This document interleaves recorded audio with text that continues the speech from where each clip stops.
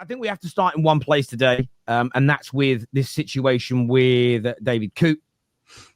We're not going to play the video again. We did play it earlier, but as we said at the top of the show, he, in a video where he does look at the very least intoxicated. This was, no one quite knows when it is, but sort of, it was after lockdown. And it's obviously before this season because Klopp was no longer the manager. But he has called Liverpool shit, called Jurgen Klopp a CUNT, then called him a German CUNT, whilst kind of talking about how he won't converse and talk to people, managers, players that he finds arrogant and he finds stuck up and up themselves, really revealing a sort of bias that a lot of fans, whether you're Arsenal, whether you're Liverpool, whether you're Chelsea, I know Chelsea have it with Anthony Taylor as an example, Man United have it. We feel certain referees, just, it doesn't matter what goes on, they always seem to stick it to us. And I think this has really caught people's attention. Interestingly, 2 updates from the Mirror on this. Just over an hour and a half ago, referee David Coote vehemently denies inappropriate conduct and has been insistent to the referee's chief at the PGMOL that the viral video in which he appears, they said it isn't genuine. They're saying it's a deep fake. The PGMOL launched an investigation. A slight update an hour later is that David Coote is understood to have accepted that the viral video is real. He said it was faked, then he said it was real. However, he does not believe that he recalled consent of the discussion that was recorded. So he's now claiming he no means no. And he said no to this video and it was still recorded against his will. Even though there's a video of him saying, please don't share this video with anybody, which doesn't sound like the words of a man who was filmed incognito. He has been suspended. I'm going to throw it out to Nina first. I mean, this is a terrible look for the PGMOL. He has been suspended. Surely there's no way back for him as an individual. Yeah, no, and there shouldn't be. I don't think there will be. Otherwise, then more people are going to look bad. But yeah, it's a horrific situation. By the way, sorry about my voice. It's kind of gone after this weekend, but I don't usually sound like this. But yeah, it's a horrific situation. I think there is going to be no coming back from it. I don't understand why it was actually recorded in the first place. And he obviously is aware that the video is being recorded. Not that it excuses what is said. It shouldn't be said in private either. But the fact that it was is very strange. They obviously don't look sober, as you've already mentioned. But yeah, the fact that everyone was really keen to find out what the PGMOL would say is also quite telling, because there's been, particularly I think in the context of how much referees have been scrutinized in recent times, it kind of almost amplifies it, because again, fingers get pointed and it's almost like, well, what's your response to this? But yeah, there's a lot of people that this has made look really bad. It's not just David. 100% agreed. I think fans have been, and I want to go to Igal on this because I know you're someone, Igal, that's called out, you know, sort of conspiracies and corruption, and at the very least stated you feel that Arsenal have particular referees that go against you regardless of the situation. And does this feel like a little bit of indication? Does it feel like this kind of proves that there are referees that hold agendas and biases against clubs, and therefore is a very bad look, as Nina says, against the PGMOL? This is the state of the referees in the Premier League, and we've been talking about it for a long time now. And thank you for finally somebody exposing it, because we've been speaking about referees having something against players, having something against managers, having something against just everyday, day-to-day football things that happen throughout a match. They hold grudges. They're human. They can also make mistakes. And it seems like everything that they do, be it a mistake, be it the wrong decision, be it anything, is just brushed under the rug as, oh, you should have done better as a team. You should have done this. Well, these guys can have clear biases. And it's not just an attack on Liverpool, anti-Liverpool regiment that's being said. He's clearly showing that he's not fit to be a Premier League referee. He's clearly showing that he allows his feelings of people to affect him. And I think for him to have that feeling and be able to voice it in that situation, how can I trust him to go up against a Klopp-led team if Klopp was still in the Premier League? How can you trust him to be a Premier League manager, a Premier League referee versus other teams? Because he could have that same level of anger towards other managers, other players, and it could affect his performance going forward.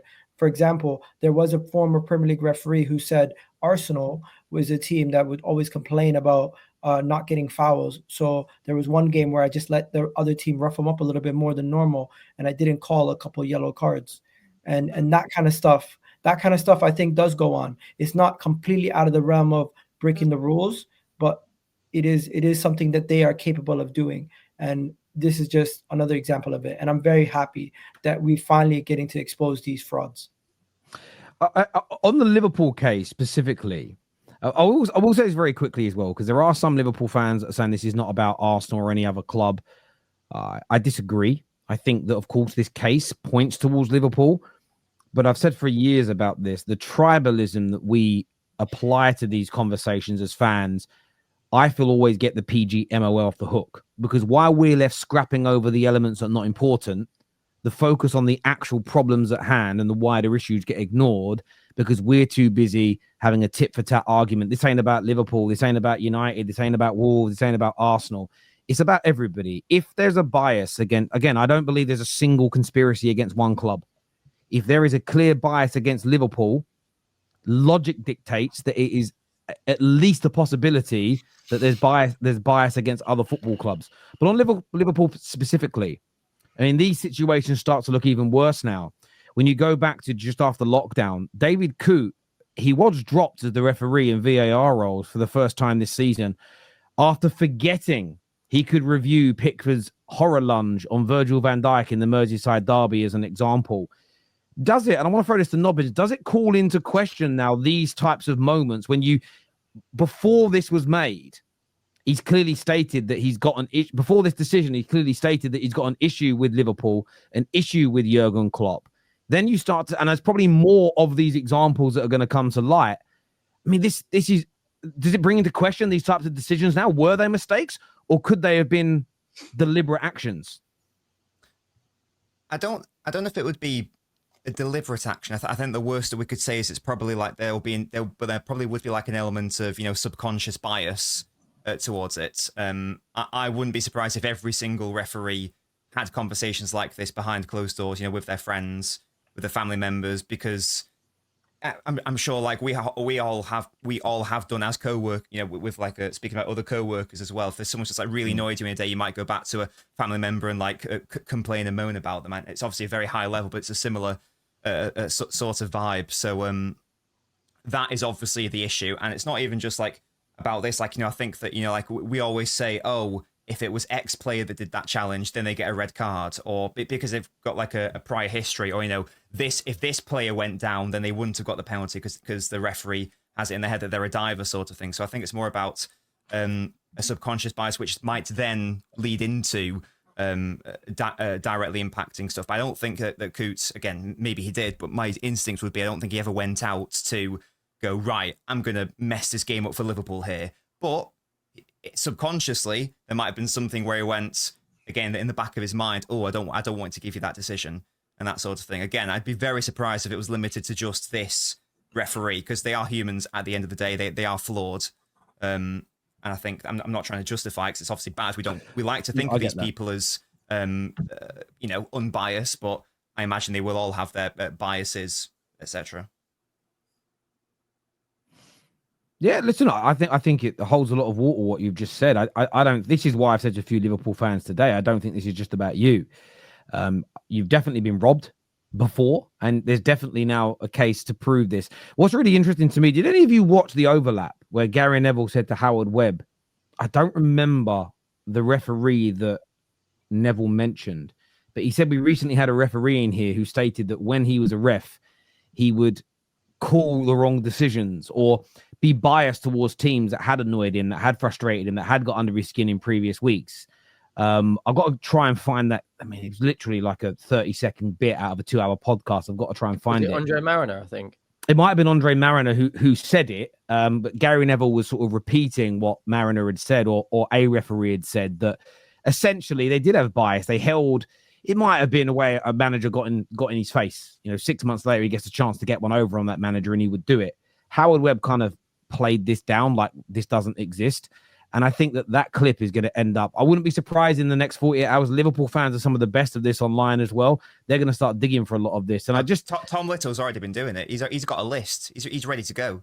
He's like ready to go to the courts to argue that point. And I think that's fair. The only thing I would say to Liverpool fans, what you need to do in this is not alienate other fans and other clubs, because as soon as you start making it about us and the rest of you are also enemies, I think it loses traction. I've been saying this for 7 years, and it never really seems to pick up much traction. Everybody remains too tribalistic. But I think the most important thing we can do to fans is when you see other clubs, and I'm talking about blatant inconsistencies. Which player was it? Was it Romero that got away with pulling Cucurella's hair against Chelsea a couple of seasons ago? What I would love to see one day is, it doesn't impact Spurs, but I would love to see. Was it, to be fair?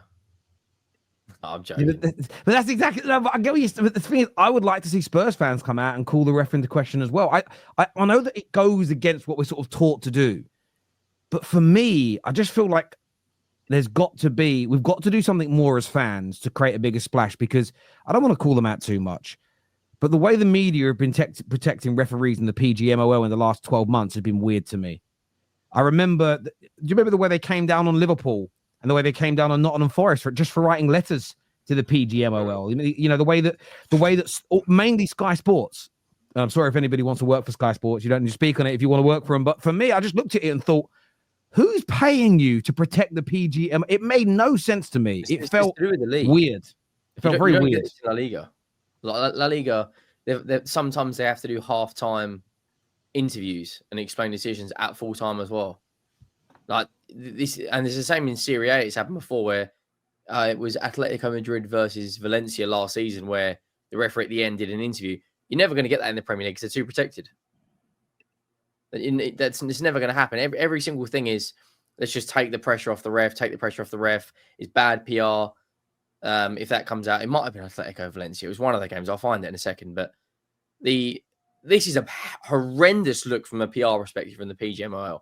It's absolutely diabolical, because in a couple of weeks, Howard Webb or someone will be on Sky Sports, and there won't be a single question from whoever's the representative on Sky Sports about it. It will just be brushed under the carpet.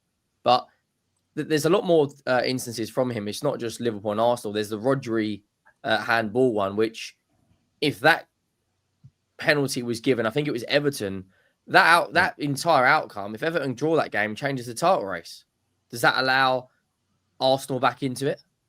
No, they only won the league by 2 points. If they draw that game, who knows? The margins are... You mean it was Liverpool in that title race, I think. It was Liverpool that missed out by a point. Yeah, so if Man City draw that game, Liverpool win the league.